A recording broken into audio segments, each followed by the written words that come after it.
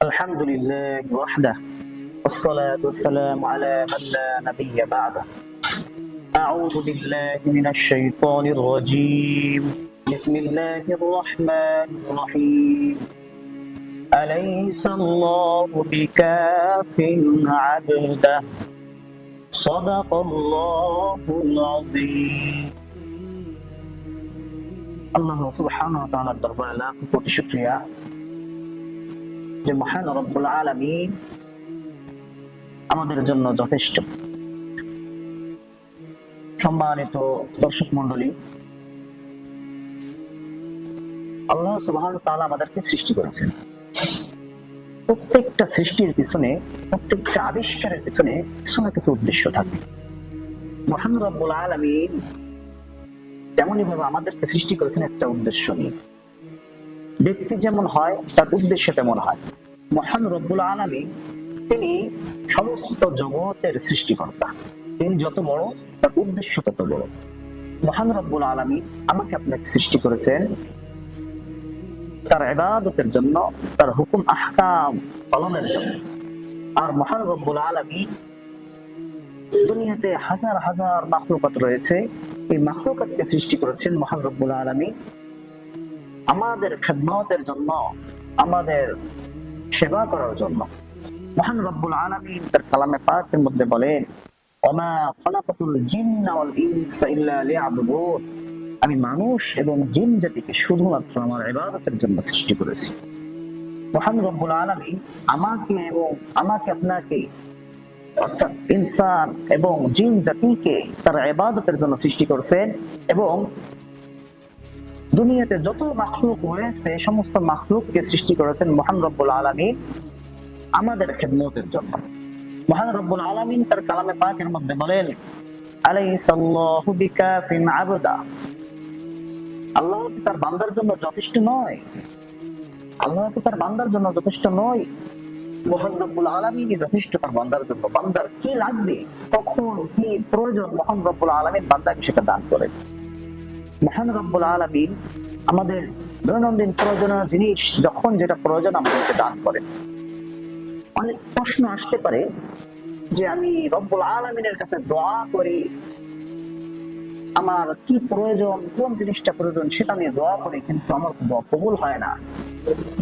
মুহতারাম বন্ধু, আমি আপনাকে বলবো যে বান্দার জন্য আল্লাহ তাআলাই যথেষ্ট, অর্থাৎ বান্দার কল্যাণকামীর জন্য আল্লাহ তাআলা যথেষ্ট।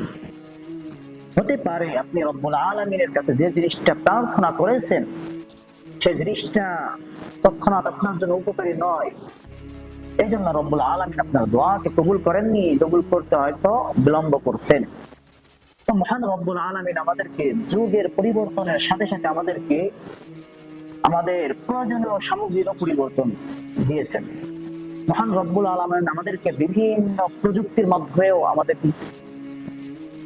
আমাদের উপকার লাভ করার তৌফিক দিয়েছেন। মহান রব্বুল আলামিনের দেওয়া নিয়ামত সমূহের মধ্যে থেকে একটা নিয়ামত হলো সময়।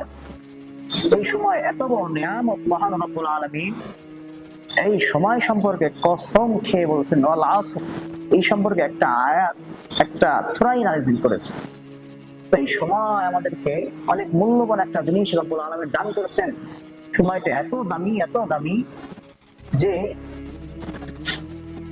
আমার আপনার হায়াত থেকে যদি একটু সামান্য মুহূর্ত চলে যায়, সেটা আর কোনোদিন সারা জীবন কান্না করলেও সেটা আর ফিরে আসবে না। বাহ্যিক দৃষ্টিতে আমরা যেমন ভাবে দেখি আমরা দিন যাচ্ছি, বড় হচ্ছি, কিন্তু এমনটা নয়। আমরা বড় হচ্ছি না, বরং আমরা ছোট হচ্ছি। একটা ডিপ ফ্রিজ থেকে যখন বন্ধু কোন একটা বরফের টুকরা বের করা হয়, সেই বরফের টুকরা যেমন সময়ের সাথে সাথে যেমন ভাবে সে ছোট হয়ে থাকে, অস্তিত্ব হারাইতে থাকে, সে গলতে গলতে এক সময় নিজের অস্তিত্ব হারিয়ে ফেলে, ঠিক তেমনই ভাবে আমাকে আপনাকে একটা দ্বীপ থেকে বের করা হয়েছে, একটা হায়াত দিয়ে, একটা নির্দিষ্ট টাইম দিয়ে বের করা হয়েছে। তো বাহ্যিক দৃষ্টিতে দেখা যাচ্ছে আমি আপনি বড় হচ্ছি, কিন্তু আমার আপনার হায়াত আস্তে আস্তে দিন দিন কমে যাচ্ছে। প্রত্যেকটা মুহূর্ত আমার আপনার হায়াতের ভর্তি বাঁচতেছে। এক সময় আমার আপনার হায়াত শেষ হয়ে যাবে, আমার আপনার দুনিয়ার জিন্দেগি শেষ হয়ে যাবে। তো মহান রব্বুল আলামিন আমাদের এই সময়ের হেফাজতের জন্য যেমন ভাবে অনেক প্রযুক্তি দিয়েছেন। যেমন এক সময় আমাদেরকে হজে উমরায় আরব কান্ট্রিতে যাওয়ার জন্য নৌপথে বিভিন্ন ভাবে যাত্রা করে যাওয়া লাগতো, অনেক সময়ের প্রয়োজন হতো। মহান রব্বুল আলামিন তার বান্দার সময়ের হেফাজতের জন্য উড়োজাহাজের ব্যবস্থা করেছেন। তেমনি ভাবে আমার আপনার কথা আদান প্রদানের জন্য এক সময় কি করা হতো, চিরকুট চিঠি ব্যবহার করা হতো, চিঠির মাধ্যমে লেনদেন হতো। এক পর্যায়ে মহান রব্বুল আলামিন আমাদের জন্য টেলিফোন, মোবাইল ফোন, এমনকি বর্তমানে স্মার্টফোনের আল্লাহ তাআলা ব্যবস্থা করে দিয়েছেন।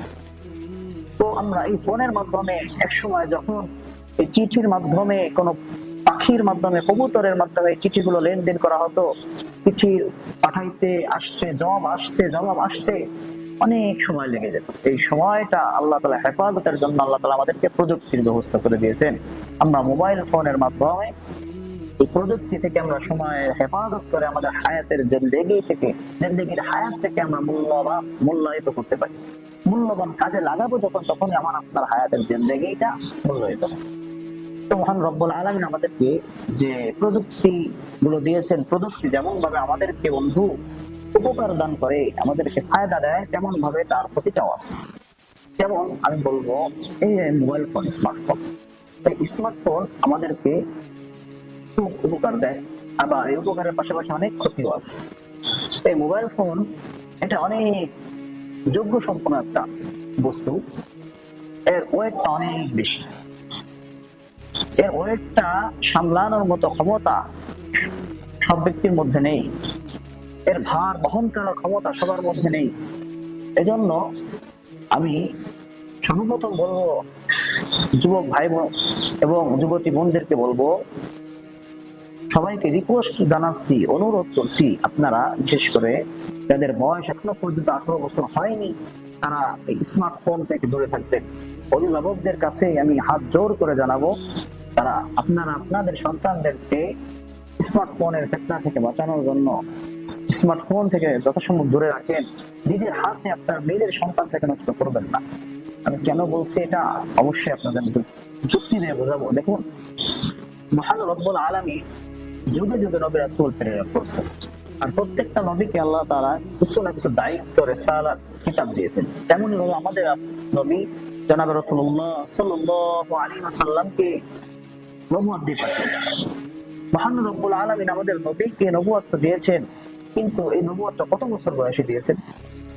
40 বছর বয়সে আমার আপনার নবী রাসূলুল্লাহ সাল্লাল্লাহু আলাইহি ওয়াসাল্লামকে নবুয়ত দিয়েছেন। মহান রব্বুল আলামিন কেন তাকে 40 বছর বয়সে নবুয়ত দিলেন? 40 বছর বয়সে না দিয়ে যদি তিনি আরো আগে দিতেন, 20 বছর বয়সে দিতেন, 15 বছর বয়সে দিতেন, তাহলে তো তিনি আর দাওয়াতের কাজ বেশি করতে পারতেন, ইসলাম প্রচারের কাজটা আরো বেশি করতে পারতেন। কিন্তু কেন 40 বছর বয়সে দিলেন? কারণ এই নবুয়তের দায়িত্বটা হতে পারে, এই নবুয়তের দায়িত্বটা বহন করার ক্ষমতা হয়তো অল্প বয়সে যেভাবে 40 বছর বয়সে দায়িত্ব পালন করছেন, সেভাবে হয়তো 20 বছর বয়সে সেভাবে বুঝে উঠতে পারতেন না। 15 বছর বয়সে হয়তো সেভাবে নবুয়তের দায়িত্বটা, বুঝটা বহন করতে পারতেন না। এজন্য মহান রব্বুল আলামিন প্রজ্ঞাময় রব, তিনি আমার আপনার নবীকে 40 বছর বয়সে এই নবুয়ত দান করেছেন। তেমনি ভাবে আমি বলবো বন্ধু, এই স্মার্টফোন এটা একটা ভারী জিনিস, এটা বহন করার ক্ষমতা, এটা ব্যবহার করে নিজেকে কন্ট্রোল করার ক্ষমতা সবার মধ্যে নেই, সবাই পারবে না নিজেকে কন্ট্রোল করতে। এজন্য আমি বলবো, তুমি কমসে কম 18 বছর পর্যন্ত এই স্মার্টফোন থেকে দূরে থাকো বন্ধু।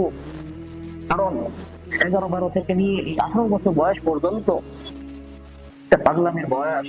এই সময় যে নিজেকে কন্ট্রোল করতে পারে সে তো কামিয়াব, কিন্তু যে নিজেকে কন্ট্রোল করতে পারে না, তার ভবিষ্যৎ জীবন, তার পরবর্তী জীবন অনেক দুঃখের হয়ে থাকে, অনেক দুঃখে কাটে তার জীবন। এজন্য এই মোবাইল ফোনের বিষাক্ত থেকে আপনি নিজে বাঁচুন, নিজের সন্তানকে বাঁচান। সমস্ত অভিভাবককে আমি হাত জোর করে জানাচ্ছি, বরংবার হাত জোর করছি যে স্মার্টফোনের ফিতনা থেকে আপনি আপনার সন্তানকে বাঁচান। স্মার্টফোন যেমন জীবন, জৈবন এবং আখিরাত সমস্ত জায়গায় আমাদের ধ্বংস করে দিচ্ছে। আল্লাহ সুবহানাহু ওয়া তাআলা আমাকে আপনাকে সবাইকে স্মার্টফোনের ফিতনা থেকে বেঁচে থাকার তৌফিক দান করুন। ওমা আলাইনা ইল্লাল বালাগ।